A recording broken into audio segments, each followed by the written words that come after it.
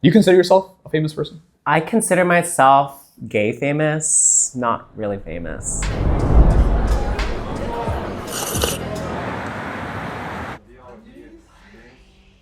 You ever do like, what's popular? Get Ready With Me? Of course. No. How long do your Get Ready With Me's take? Couple hours.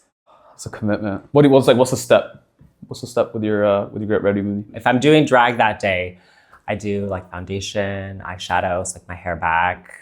I used to glue my eyebrows down too, but like now I go a little bit more natural. I mean, they look great. Thank you. Are they natural right now? Yeah. They look really no, good. today's Get Ready With Me was a little faster than that. What's a typical without the drag? I really don't do much anymore. I used to like do like a little bit of concealer and like natural makeup. See, when I started getting into makeup in high school, I was just like obsessed with like girls who were like really fierce. So like my dream was just to like lather on the cosmetics. And so I started with like a little bit of concealer and a little bit of powder. And then that eventually evolved into me just like being a full cross-dresser and drag queen.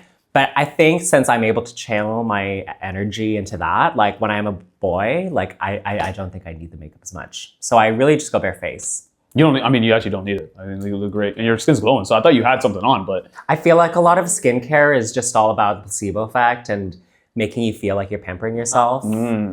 It's more just about feeling like you're doing stuff to your skin and like having a lot of. That's exactly. Do you think it's like a low-key a scam? Yeah, I do. I think makeup and the skincare is like low-key a scam because people are like, I use retinol, I use this and that. But like their skin like also doesn't look super good. But yeah. They're spending like $60, $70. I know, and then have you met people who like do nothing to their skin and they look great? Yeah. Like every dude ever. Yeah. Like, and girls are like, oh my God, like your skin looks so good. And then they use like 7-in-1 like motor oil. So when did you like get into looking glam? I think I just always had an affinity for it when I was little. Like I would just like put towels on my head and pretend I had long hair. And I guess it was one Halloween when I was in high school that I like tried on my cousin's eyeshadow palette.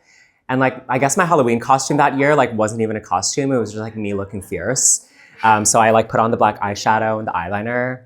And then I really just liked the feeling of it. I liked like everybody's reaction to it was like, oh my gosh, Kyne, you look like fabulous. And so I just kept doing it. And then I started going to high school in like a full face of makeup, like to the point where like the teachers were like, are you like performing somewhere after this or what? Like I was like really caked up. I just loved it. I felt like it gave me like more confidence. It like, I compare it to like a superhero putting on the cape. What do you think like made you want to start? Like was there something that like, I don't know, like you were insecure about or you're like, wow, like that girl looks like really, really fucking good? Like, I guess it was a bit of both. Like I guess I was a little insecure about like my acne as a teenager, sure. But then it like became just me like loving glam and then I started watching RuPaul's Drag Race and inspiration. I realized that like, okay, drag is like kind of everything that I love, like with the makeup and the creativity and music. And that's how I decided I wanted to be a drag queen. I love that. Was there like any sort of like, were you like scared when you started? Was there like that anxiety, like where people are watching you? Oh yeah, right? Of course. Like being like a boy, I would like Google, oh, can boys wear makeup? And then I would like find other boys and see that, okay, it's not just me, like there's other people doing it. And this is like an established art form for like decades.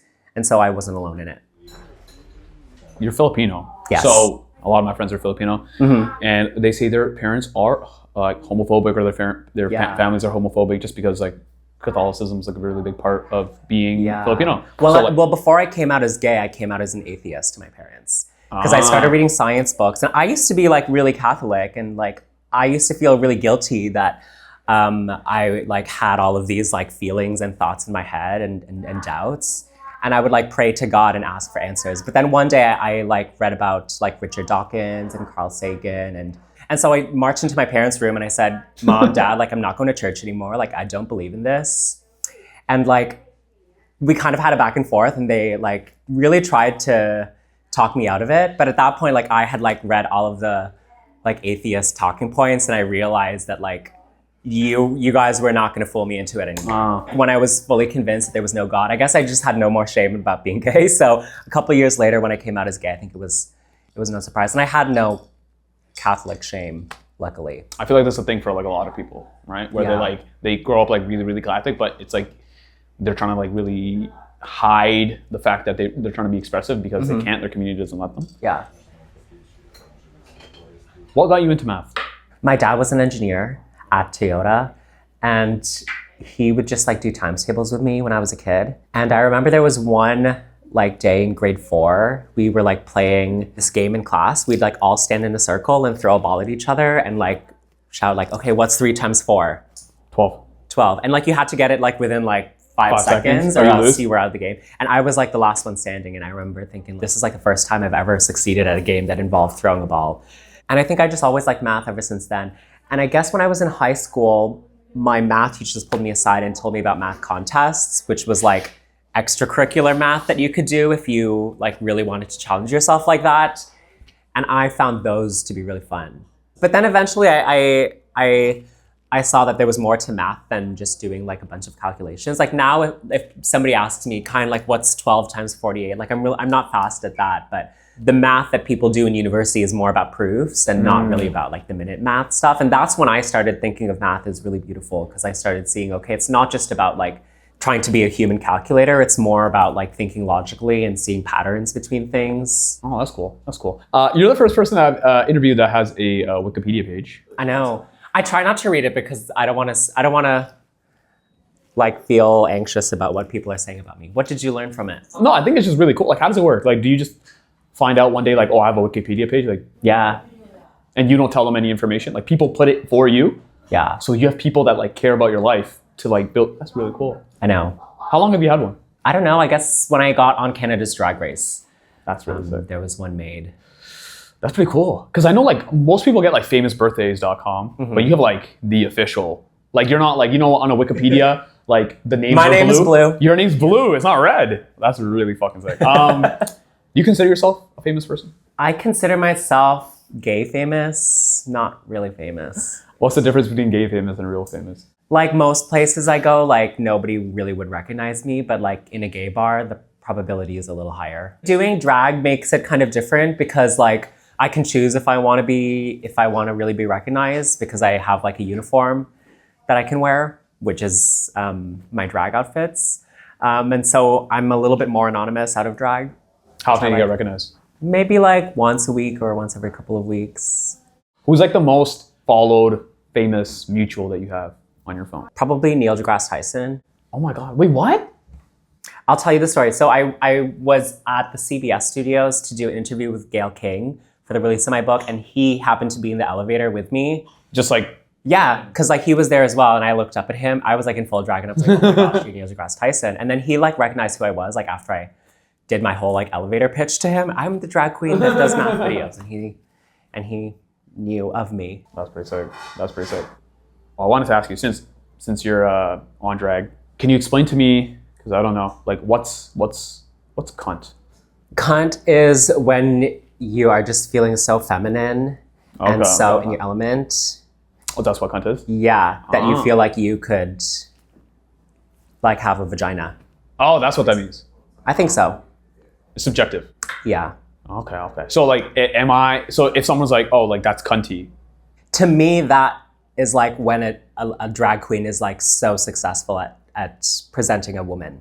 Oh, because that's where like it's kind of been distilled now by, because that's where like people are just like, people will be like, oh my gosh, this like water fountain is cunt, and it's kind of been like distilled down. But I think that is the original meaning.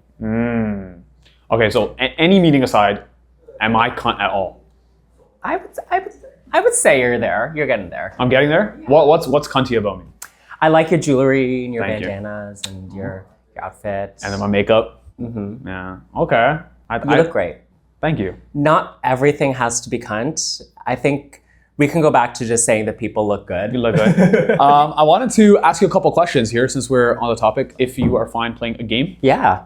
Since we're talking about cunt and stuff like that, I want to ask you. I wanted you to rank out of 10, because you like numbers. How slay something is. Okay. Like how slay.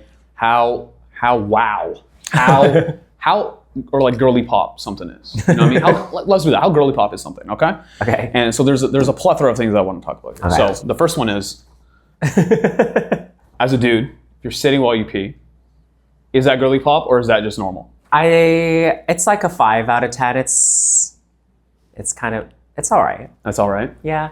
Because I found out over the last couple of days that more dudes that I know sit when peeing than I thought.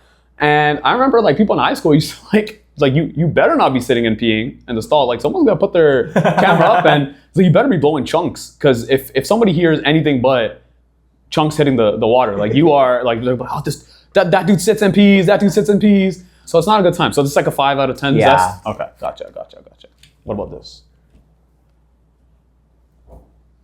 That's a 10 out of 10. That's 10 out of 10? On the forehead? Yeah. I do this all the time, and I think I look really good doing this. I don't know, you tell me. I do too. I like sunglasses. Gotcha. Okay, this next one might be taking a shot at me. This dude. This dude. How girly pop is this dude? I'd say it's a 9 out of 10. Okay, the next one. Liking sports. How girly pop is liking sports? I mean, I've got an open mind. I don't particularly like sports, but I mean, I accept everybody for their differences. I'd say 6 out of 10. You think 6 out of 10? I think sports as a dude, you're watching other dudes sweat. Yeah. And you're It's wearing kind of homoerotic. right? And then you're wearing their name on your back. And you're like chanting their Yeah. names and you're following them on Instagram. Yeah. And sometimes you might even make them your wallpaper on your phone. Yeah. So is that not just having a boy crush? You've got a point there. The last one. This one has a stain on it. How girly pop is the entire country of India? They're colorful, Yeah. right? They are. They're expressive. There's a stigma against them. And there's actually 200 million people in the LGBTQ+ community there you go. that's in India. There you go. I think it's a 10 out of 10. You think it's a 10 out of 10? There you got it. 10 out of 10. You live alone, so you cook? No, I live with my husband. Oh. Why'd you guys get married? We got married in Kitchener in 2022. Actually, we met, funny you mentioned the Get Ready With Me videos. We met because of one of those. How'd that work? Tell me. I love this. I love these. He watched one of my YouTube videos. It was like a sponsored Get Unready With Me with like Neutrogena, like me using the Neutrogena face wipes to take my makeup off. And then he sent me a DM afterwards, like just saying that he thinks that we're like kindred spirits and that we have a lot in common. And then we just started like texting every day. And probably like 2 weeks after he sent me that first message, I had booked my flights to the UK to meet him. Oh, he's British. Yes, he's British. So it was like a long distance relationship. We just started thinking, okay, how can we like make this work, this like weird, like long distance online relationship. And then when COVID happened, when my studies went online, I was able to go there and stay for like 6 months. Oh, wow. And like really get to know his family and like live with them. And then, yeah, we got married here in Canada. That's so cute. Was it like an intimate wedding? It was a COVID wedding. But to be honest, like I always kind of wanted a small wedding because I always have felt that weddings are like, So extra, right? Yeah. so it was kind of a good excuse to like save money on it. That's so cute. How long into meeting him did you go to the UK? Like 2 months. Oh my God. Maybe like a month and a half. Really? So you really like, I was down bad. you're down bad. So he has an accent. He does. Is he? He has a northern accent. Like near Scotland area, right? Yeah. Oh. But at least Scotland's cute, so you can It like is. go see sheep and stuff like that. Yeah, I mean, I think we're almost done. Did you have any last words that you wanted to tell your loving fans? Bye.